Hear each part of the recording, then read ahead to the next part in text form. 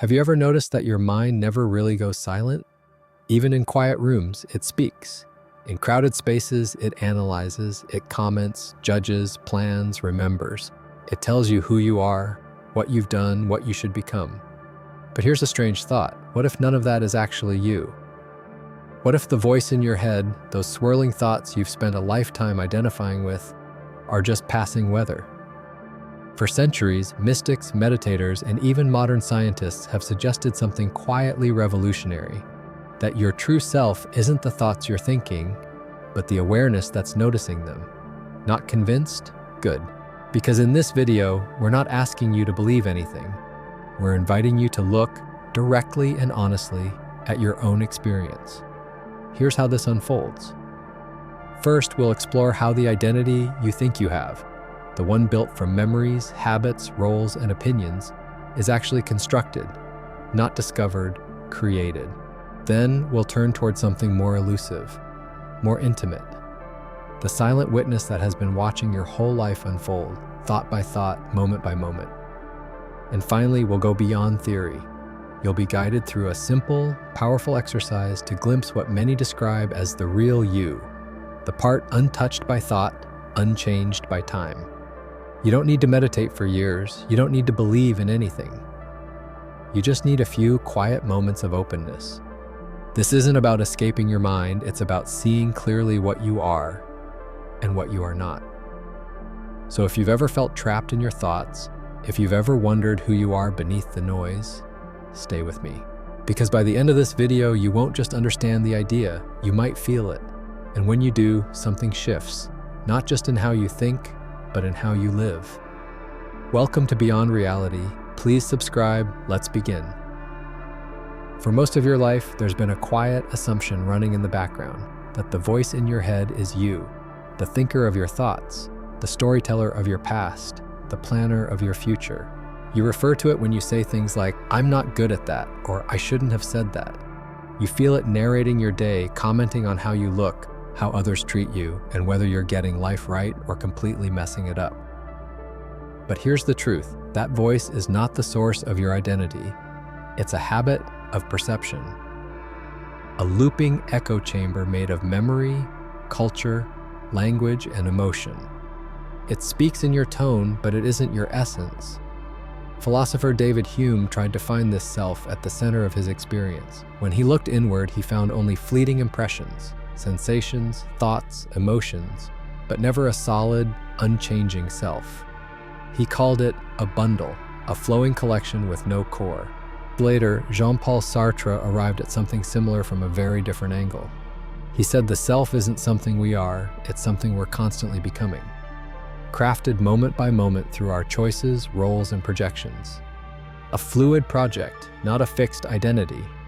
Neuroscience agrees. There is no single place in the brain that houses the self, no control room.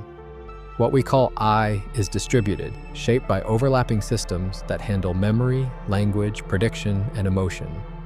The idea of a fixed identity is convenient, but not supported by biology.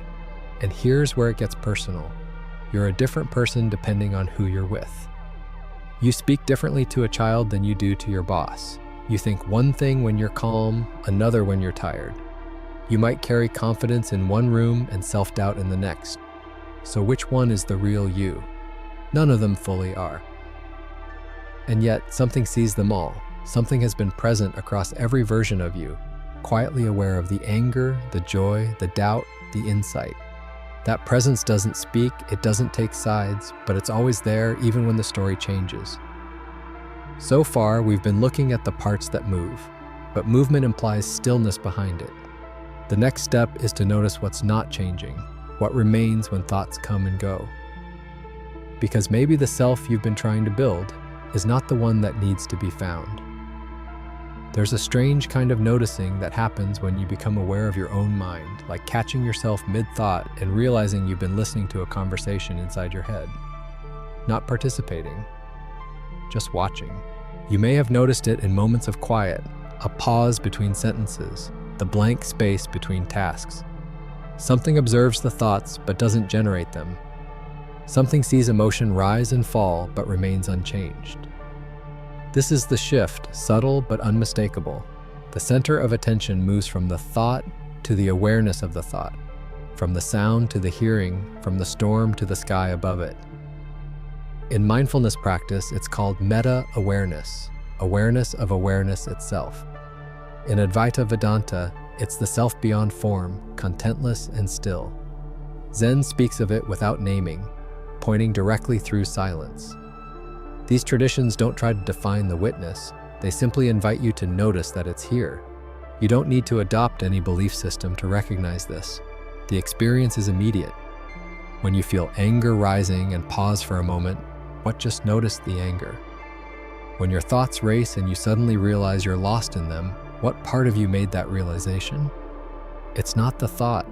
It's not the emotion. It's the field in which they appear, the quiet, watching presence that doesn't come and go. It doesn't analyze. It doesn't label. It sees a thought as a thought, a feeling as a feeling, nothing more, and it's not separate from you. In fact, it may be the most intimate part of you, because it has always been here, before the names, before the roles, before the opinions you've collected along the way. This awareness was present in childhood, watching the world without explanation. It was there during heartbreak, illness, laughter, long car rides, sleepless nights. The stories changed, but the witnessing presence remained. You don't need to force it. You don't need to quiet the mind or stop thinking. Awareness doesn't require silence. It simply doesn't depend on the noise. Every thought that passes is a movement. The witness doesn't move. And while the voice in your head tries to solve, predict, or control, this quiet awareness is content to observe, not passive, not disengaged, but still, receptive, unshaken. It's not hidden, just unnoticed, because we're trained to focus on the content, not the space that holds it. But in this moment, if you're sensing a stillness behind the words, a clarity that isn't trying to explain, stay there. You're closer to the truth than you think. Recognizing the awareness behind thought doesn't require silence, incense, or hours on a cushion. It can happen in the middle of traffic, during a heated conversation, standing in line, washing a plate. The key is noticing that awareness is already present, before, during, and after each thought. You don't need to create it. You don't even need to understand it. You just need to shift attention from the thought itself to the fact that it's being noticed. That shift can begin with something simple. Catching yourself mid-thought. You're rehearsing a conversation, worrying about tomorrow, reliving something from last week. And then, just for a moment, you become aware that you're thinking. That moment of recognition, that's it. That's awareness, seeing the mind in motion. From there, you can take it a step further. Rather than diving back into the thought, linger in that recognition. Let it be enough to simply see the thought without getting pulled into its momentum. You might do this dozens of times a day. In the elevator, mid-scroll, while brushing your teeth, each time returning to the awareness behind the activity.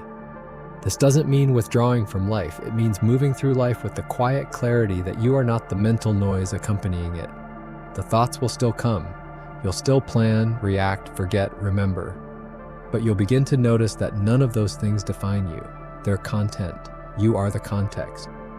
Certain moments can make this easier. For example, when you feel emotional tension rise, pause and feel what's happening without explaining it. When you hear your inner critic speak, notice the voice, then notice the one hearing it.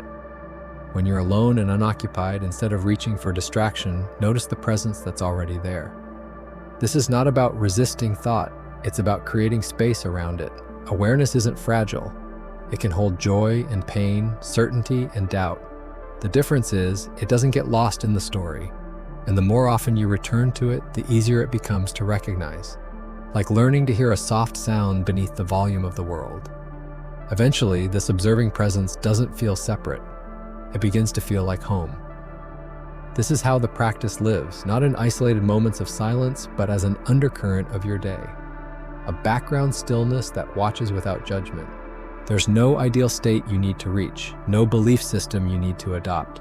This is about direct recognition again and again until it becomes familiar. Each glimpse weakens the illusion of thought-based identity. Each return to awareness builds trust in something deeper, something steady. And once that becomes part of how you move through life, the questions begin to change.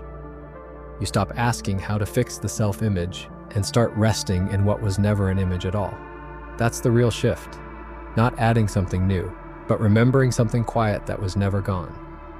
The question we began with no longer lands the same way.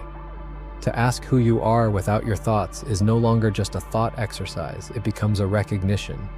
Subtle, intimate, alive. Because you may have already seen it, between words, behind the stream of thinking, beneath the surface reactions. That still, observing presence didn't need to be found, only noticed. And in noticing, something begins to soften. The need to chase, to fix, to become eases, not because life is solved, but because you're no longer confusing the noise for the source. You are not the commentary. You are the clarity behind it. You are not the mask, however many you've worn. You are the space that allowed them to appear, and that awareness, however briefly glimpsed, is enough to begin, enough to return to, enough to live from. There's no final insight, no perfect version of you waiting to emerge. There is only this moment and the presence that's quietly aware of it. If this perspective speaks to something in you, stay close to it. Let it unfold slowly. Let it become something lived, not just understood. This channel is here to support that process, to offer more spaces like this, where attention turns inward not to escape the world, but to meet it more clearly. If you feel drawn, stay connected. Let this be the beginning of a deeper conversation with yourself.